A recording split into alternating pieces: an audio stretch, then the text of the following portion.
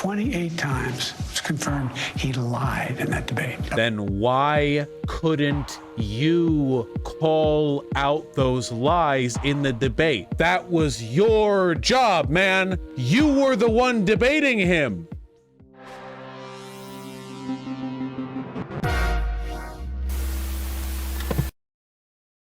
I'd like to start with the horrible events of last weekend. It has shocked a lot of Americans. A political rally, your opponent, Donald Trump, shot in the middle of greeting I've heard this one is really bad, by the way. His supporters. You spoke to Mr. Trump afterward. Can you give me a sense of that conversation? Very cordial. I told him how concerned I was and wanted to make sure I knew how he was actually doing. He sounded good. He said he was fine. And he thanked me for calling him. I told him he was literally in the prayers of Jill and me.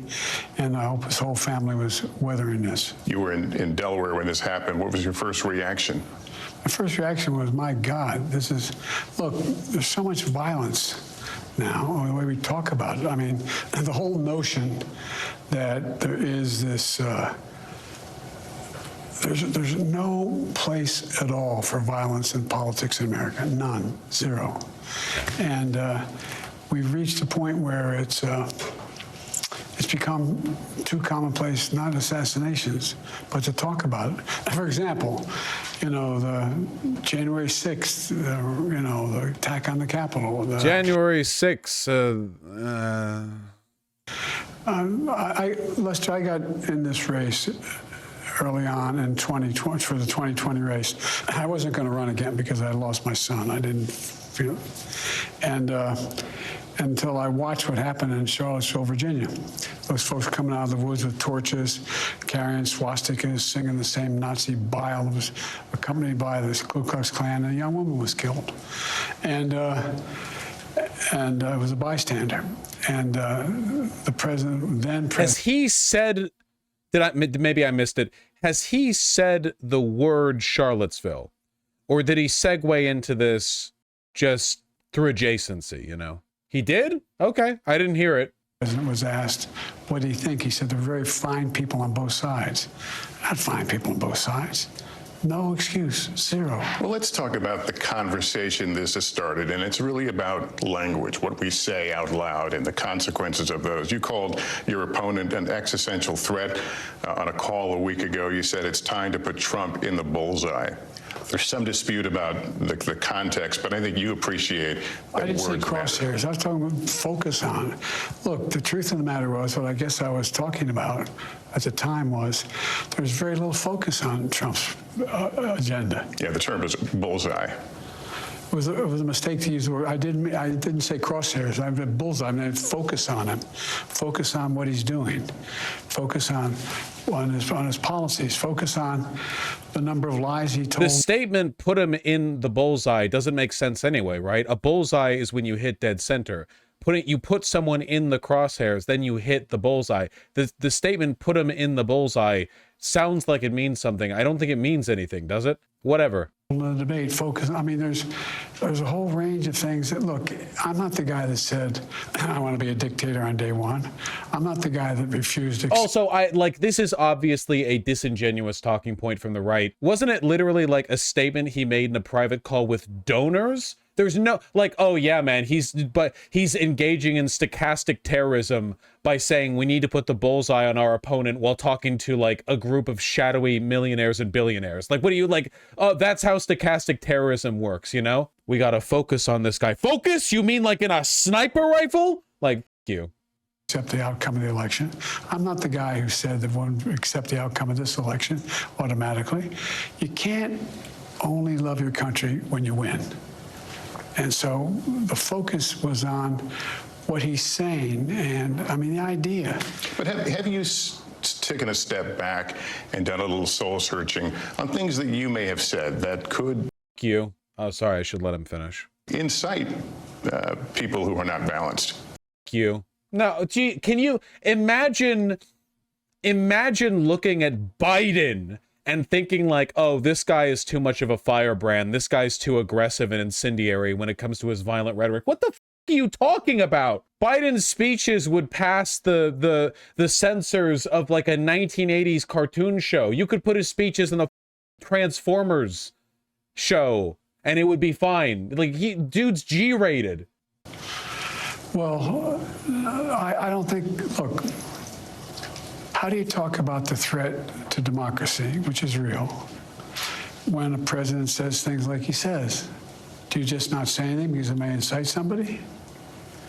That is such a bad answer, dude. Holy shit.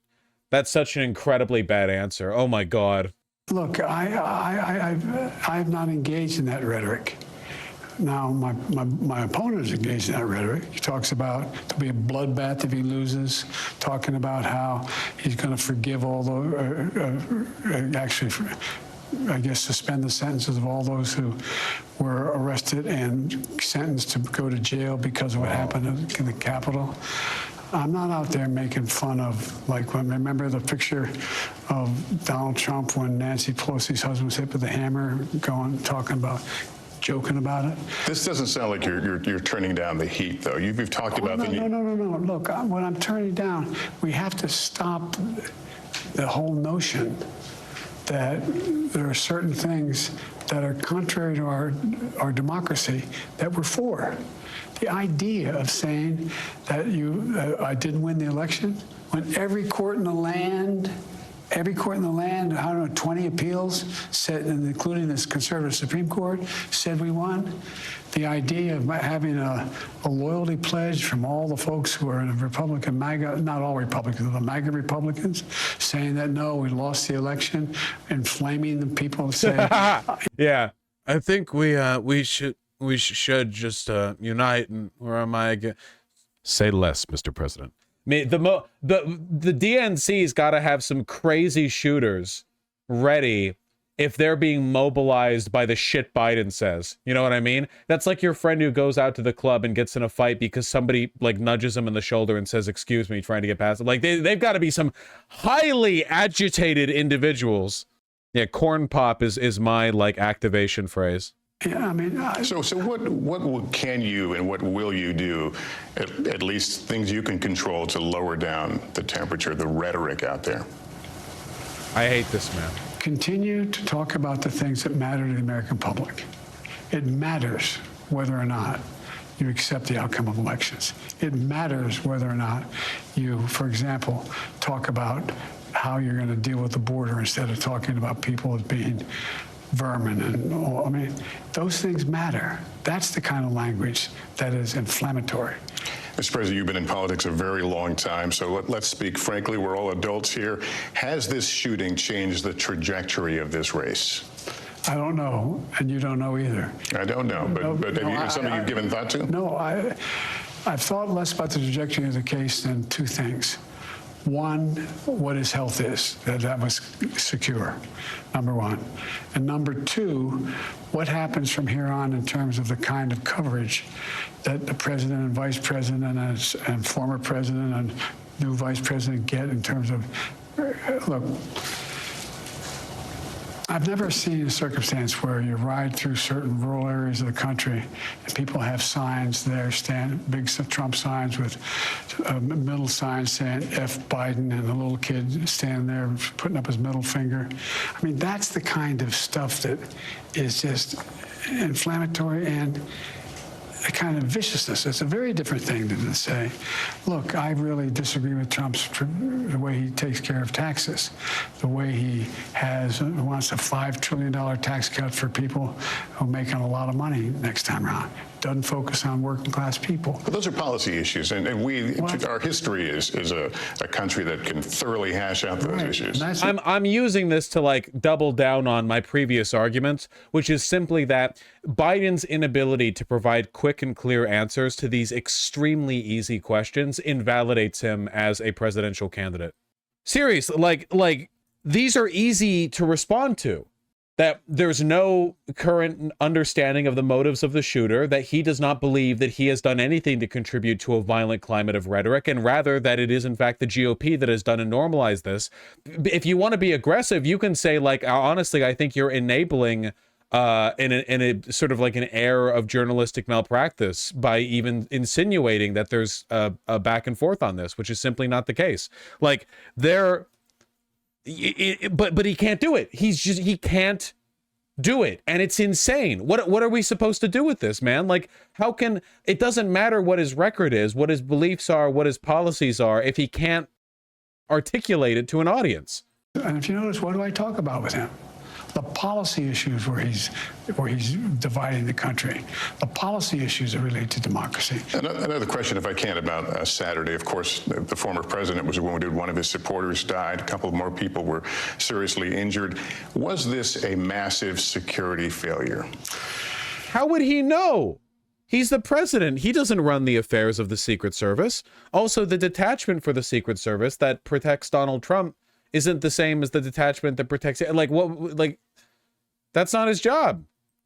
I have had 2 meetings in the Situation Room with all the intelligence communities, the FBI, Secret Service, et cetera, and I've asked for a totally independent analysis, and we'll see what happens when that comes back. Do you have do you have confidence in the Secret Service? Do you feel safe? I feel safe with the Secret Service, but look.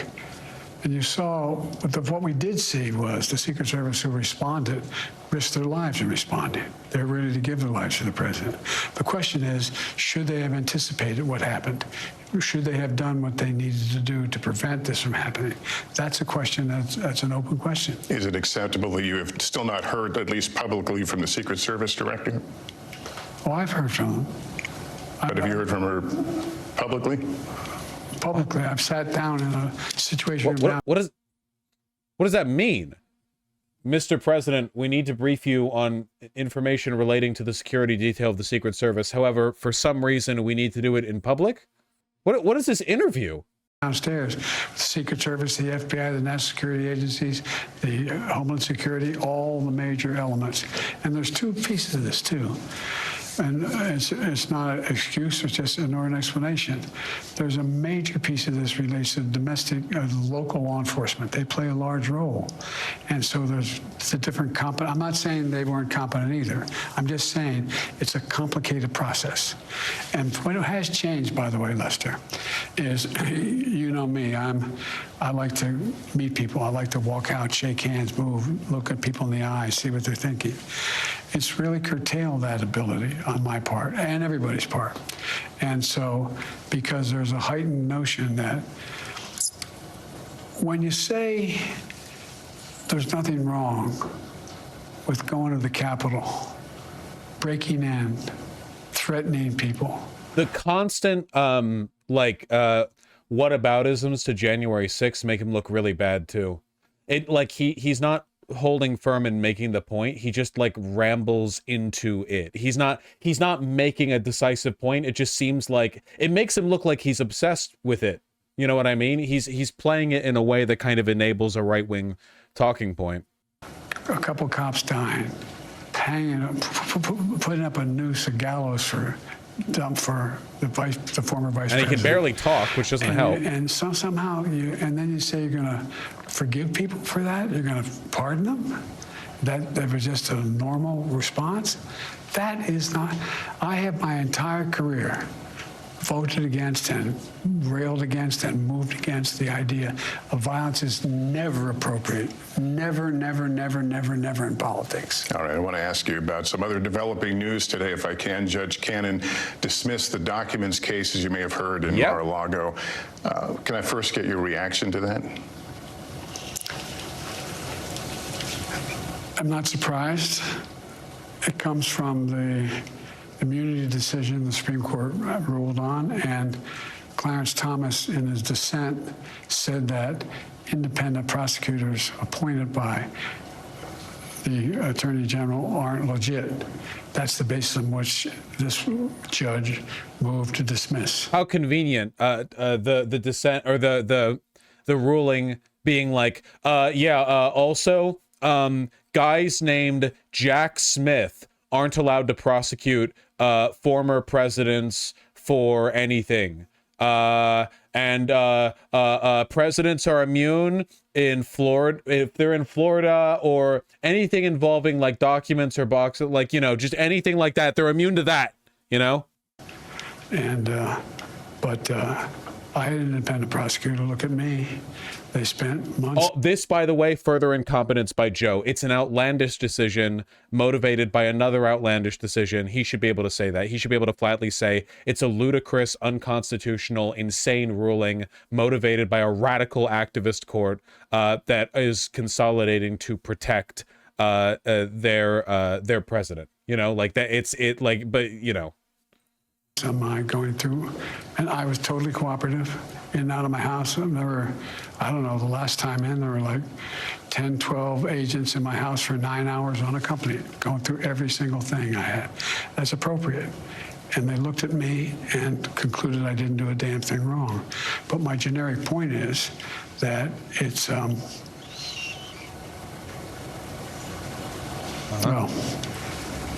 the basis upon which the case was thrown out, I find specious, because I don't agree with Clarence Thomas' dissent and or the Supreme Court decision on immunity. In light of this decision, the delay in the Georgia case, the Supreme Court decision on immunity, which you referenced, the former president has seen a series of legal wins recently. You have actively campaigned on his legal woes. Can you do anything like that anymore? Sure, I can talk about what I think is appropriate. What I think is appropriate. I think the Supreme Court made a terrible decision. I think the justices he appointed have, in fact, been the most conservative. And I would argue, if you survey constitutional scholarship, they seem out of touch with what the founders intended. Before this violent turn of events over the weekend, the talk, as you know, was about you and your future, if you should stay in the race. Your allies, James Clyburn, Nancy Pelosi, have kind of put it out there that they're waiting for your decision, giving you time to make your decision. What I hear from you is that you made your decision. Are you still comfortable in that decision? Has anything changed in the last several days? No. What do you make of people like Nancy Pelosi, though, who seem to be of the opinion that there is a window for you to make this choice? What aren't they getting? Look, we knew this was going to be a close race from the moment he announced. The idea that we are in a situation where, if you look at all the polling data shows a lot of different things, but there's no wide gap between us. It's essentially a toss-up race. And I think one of the arguments that get made, you have the most successful presidency of any president in modern history, maybe since Franklin Roosevelt. Passed more major legislation no one thought could get done. We're able to put together a consensus. We're able to unite NATO. We're able to deal in foreign policy. Why don't you just decide to rest on those laurels? And the answer is because the job's not finished. Do you feel like you've weathered the storm on this issue of whether you should be on the ticket or not? It's only going to get worse, man, because as we can clearly see, his performance in the debate was not a fluke. He's just like this now, and it's only going to get worse. He's not de-aging. Nobody de-ages. There's going to be another debate. You know that, right? Maybe even 2 more? And the next time there's a massive flub, and there will be, it was only a few days ago, like literally like 3 or 4 days ago, that in the same day, he referred to Kamala Harris as Vice President Donald Trump and said, "Welcome to the stage, President of Ukraine, Vladimir Putin." That was like 4 days ago. Look, 14 million people voted for me to be the nominee in the Democratic Party. Wow, 14 million. Okay. That's like all of the population of America, huh? Listen to them. In your last TV interview, by the way, pretending that there was an actual primary and the results of that primary mean anything is like borderline insulting. There's no way he actually believes that. That's just a line. You were asked if you had watched the debate, and your answer was, "I don't think so, no." Have you since seen it? I've seen pieces of it. I've not watched the whole debate. And the reason I ask, because I guess the question is, are you all on the same page? Are you seeing what they saw, which was moments of, frankly, that appeared to be, you appeared to be confused? Lester, look. Why don't you guys ever talk about the 28 lies he told? Where are you? on this. Why didn't the press ever talk about that? 28 times it's confirmed he lied in that debate. Then why couldn't you call out those lies in the debate? That was your job, man. You were the one debating him. A bad, bad night. I wasn't feeling well at all. And I had been, sorry. Screwed up. All right, I'll play by the rules. I'll show you what that noise was. I am, like, as is appropriate for a person of my psychological disposition, watching an ADHD little... Now, if Biden was truly fit to be president, wouldn't he be able to hold my attention well enough that I don't have to look at this on my second monitor? Caught!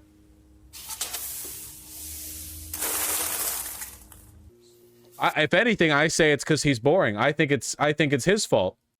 But I just asked the question because the idea that you may or may not have seen what some of these other folks have seen, you're not on the same... I'd have to see I was there. I'd have to see it, I was there. And by the way, seriously, you won't answer the question, but why didn't the press talk about all the lies he told? Well, I haven't heard anything about that. We have reported many of the issues that came up during that debate. No, you haven't. We'll provide you with them. Also, you really don't want to get aggressive with... Creepy face. You really don't want to get aggressive with the interviewer. I love you. Okay. What? Debate. No, you haven't. We'll provide you with them. God love you. Okay. Okay, I thought he said, I love you. President Obama put out a statement after the debate, but should he and Michelle Obama be doing more to express their confidence in you?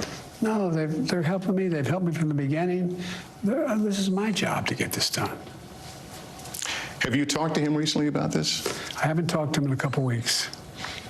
Have you talked to him since this issue came to light, since the debate? I don't think, I may have. I don't think so. Who do you listen to on deeply personal issues, like the decisions whether to stay in the race or not? Me. Look, I've been doing this a long time. The idea that I'm the old guy, I am. I'm old. But I'm only 3 years older than Trump, number one. But you act 10 or 20 years older than him, which is the issue. People age and die at different rates. There are people who are ancient and then die at 75, and then there are people who are pretty functional, like into their 90s, you know? It just varies. And number two, my mental acuity's been pretty damn good. I've gotten more done than any president has in a long, long time, in 3.5 years. So I'm willing to be judged on that. I understand. He's scary. I understand why people say, God, he's 81 years old. Whoa. What's he going to be when he's 83 years old? Or Has he? Maybe?